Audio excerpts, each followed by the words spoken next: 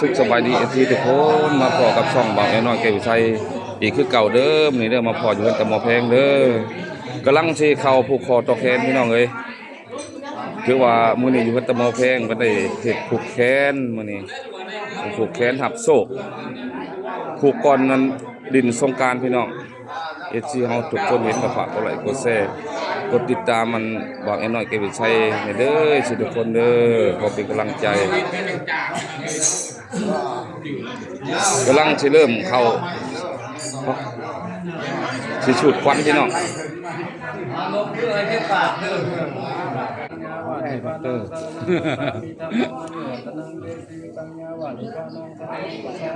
กำลังสุดเขาเอาควันเด้อพี่น้องอีกสิทุกคนเด้อตอนนี้อ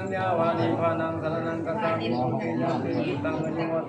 สิวิตังยาวานิพานังสรนังกัสสามิตุติยังสังฆังอายุวัตนังเกสิวิตังยาวานิพานังสรนังกัสสามิตุติยังพุทธังอายุวัตนังเกสิวิตังยาวานิพานังสรนังกัสสามิตุติยังสังฆังอายุวัตนังเกสิวิตังยาวานิพานังสรนังกัสสามิตุติยังสุขีติกายุโภปวาปิวาตังสีนิจานิจาปุตตะปัญญานิโนจัตตโลธัมมาตุตุยังปาลาสีสิติปะพรวนเวนมิเศษอาทิเรกเอสัญญามังคลังติเลอานิกาสวาสดีไม่ที่จงฝึกมีแก่นาคปวดมโน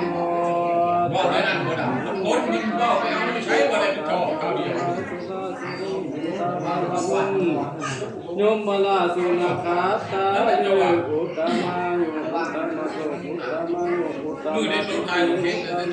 อินทาภา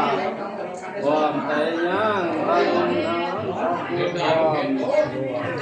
การอยู่ตนร้อนอาทิจรจันดึกทางทางเดินมาไปพุทธไปสุขเป็นกันโยกแม่วันดีวันสิทธิอมุตโสตุวันนี้ใส่ลายมีตั้งภายทุกเกินคอยบัดลอยซอยสังวรอันหลายเรื่องอาสาประกอบทุกสิ่งทุกอันมีทั้งผู้พันและนอจิตจัดแต่งหีบดาวดามาละหอมห้องเฮาเราบุญเกิดใส่พัน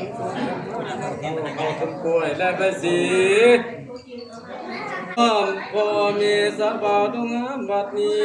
เยาะยามดีเดิดแล้วพอทำแล้วจึงขนาดตนะอาจารย์กุศลเอานักปราชญ์มาคุ้มควันคุณขวัญขึ้นให้เสมอจอมประสาทคุณขวัญขึ้นเสมอขาดผู้ทวงสุขคุณขวัญขึ้นเหมือนตังผู้เขาเดือดตลาดคุณขวัญขึ้นเหมือนตังถาดหินแผนแสนพันปียาได้ใส่ไปนา5,000 ปียาได้ใส่ไปหลังที่ดูที่หลังให้เจ้ามันแกนให้เจ้ามันปันแทนในหินเล้งให้เจ้าแข็งปันแทนหินดาดในเจ้ามันปันเดียมอาจเสาสุมินจะเลื่อนเป็นอากว้างจะได้ผู้ห่วงอยู่สวัสดีแสนพันปีอย่าได้ถอยเท่าวันคำเท่าให้เจ้าอยู่สบายบานเชื่อเชื่อละครั้งยิ่งยาวยิ่งนาด้วยสิ่งอาสงไขยว่ามาเยอะพันเอ้ย ควันเอ้ย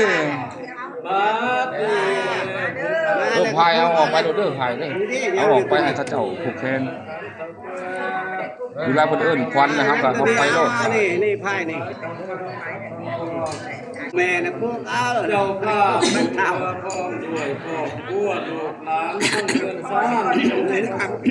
เล่นขวัญมาเนี่ยพวกเอาหายทางหายทุกข์หายโศกหายโดดโศกสงสารหายทางงานเดินตาป่วยไข้ปัญญาตั้งอุบาทแต่จังให้ทางวัดไอ้อันหายยิ่งบนทุกสิ่งบนตายสบายทลายแล้วนายวิมานาเพื่อให้ตรงนี้ไกลมาพร้อมกันที่แล้ว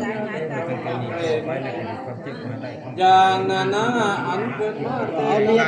เรียนเอาให้ไหลได้กันที่แล้ว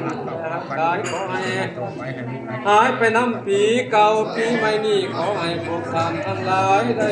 มีสุขใจ นาสมี ของเจ้าลืมอย่าง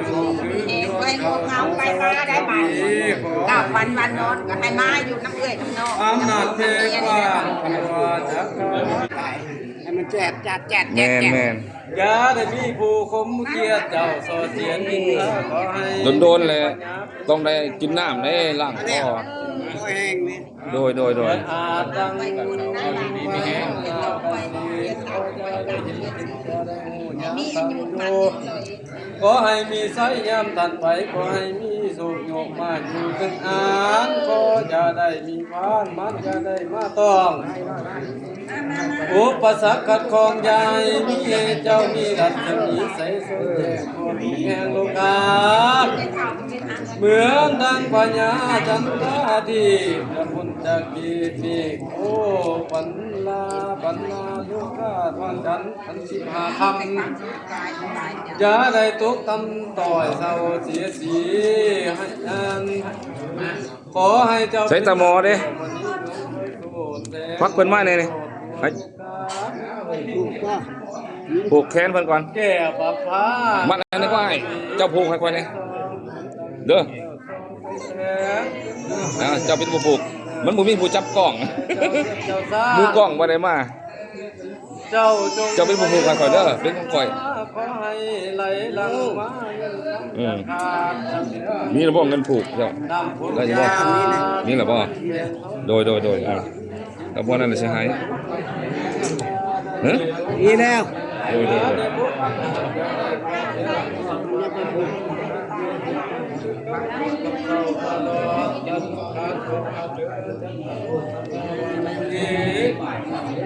มือตีครับ เฮ้ยเว้ยมาพี่ตะหมอผูก เอาพวกแห่ได้นี่เนี่ย โดย มาได้ตอนนี้เนาะ ไข่ได้ทอกเว้นครับ เออ ก็หายไป เกาะมือเว้นทิ้ง ไปนับปีเก่าคนแล้วบาทนี่แนวร่ำแนวรวย จับโตเลยเฮ้ยบ่ให้มีและพญานโลกค้าก็ดีให้มีแต่ความสุขกายความสบายใจให้เงินไหลนองทองไหลเข้าเด้อบัดนี้เด้อตะหมอเด้อให้ร่ำให้รวยแล้วบัดนี้ได้พญานพญาเลยถือว่าไปน้ำหนักน้ำในหมดแล้วบัดนี้ปีใหม่สิเข้ามาฮอดเลยเนาะ เดี๋ยว พญานโลกค้าแล้วถึงไว้น้ำปีเก่า ควันน้ำไม่ดื้อให้เจ้ามาคนทองให้เจ้ามาคนฟองคนเจ้านับถือให้เจ้าจังนับถือ ถ้าเว้าผิดพลาดประกันใดก็ขอโทษขออภัยในวิธีทุกคนเด้อวันนี้เด้อบางเทื่อก็ขอเว้ากะสิเว้าผิดพลาดไปแน่จักหน่อยเนาะก็ขอโทษขออภัยในวิธีทั้งหมดทุกคนหลายๆกำลังเริ่มผูกแขนพี่น้องเอ้ยนี่พามมันก็ได้สูตรเขาเอาควันอยู่พามก็ดีผู้ที่ผูกแขนกับผูกไปเรื่อยๆเอาผูกนี่แหละผูกแขนตะหมอพอดีเลยนี่ กินข้าวที่เนี่ยเกี่ยวกับที่เนี่ยข้าวแล้วแล้วไก่บุปผาโตตอนนี้ทำว่ากินน้ำโคน้ำเมนี่แหละมากิน นี่ ชั้ แห น ละ ไก่ ตะหมอเด้อนี่เด้อนี่เด้อ ตับไก่มันมากินชั้นไก่ หมอแพงเพิ่น แห้งบาทนี่มาเป็นพ่อแม่ไก่อยู่ที่แห้ง เข้ามาเลยน้องเฮาเข้ามาผูกเขาเอาควันเพิ่นนี่เขามาผูกคอตอกแขนเพิ่นมื้อนี้มื้อจบมื้องามมื้อสันวันดีได้มื้อนี้ได้มื้อสุมเย็นมื้อนี้เนาะ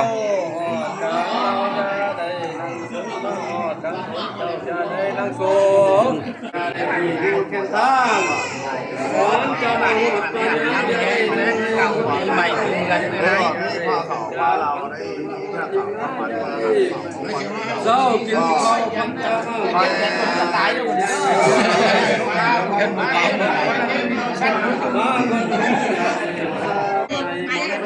กันเข่ามาเด้อใหญ่มาอยู่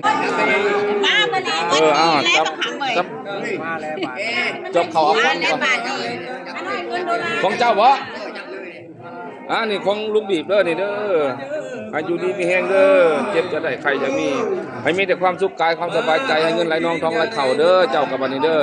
พญาโลกค้ากายหายเด้อเฮ็ดแต่ตนแต่โตก็ได้บัดนี้ให้มีแต่ร่ำรวยหมดนั่นแหละให้ได้เงินไหลนองทองไหลเข้าหั่นแหละ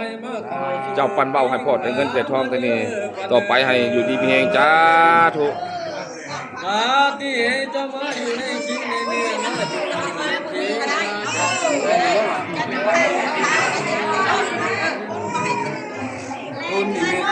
นะสิผูกแขนนั่นนี่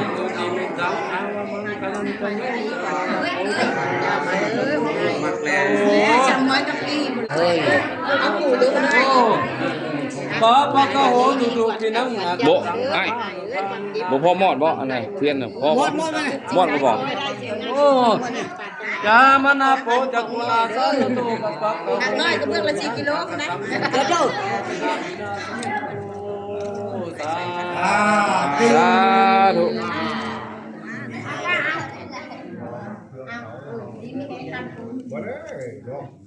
ดีไม่แห้ง อ่ะโดยอ่ะเดี๋ยวเอ้ยนะข่อยบ่ผูกได้ข่อยเอาให้ใส่มือรถเอาโดยคำคูณ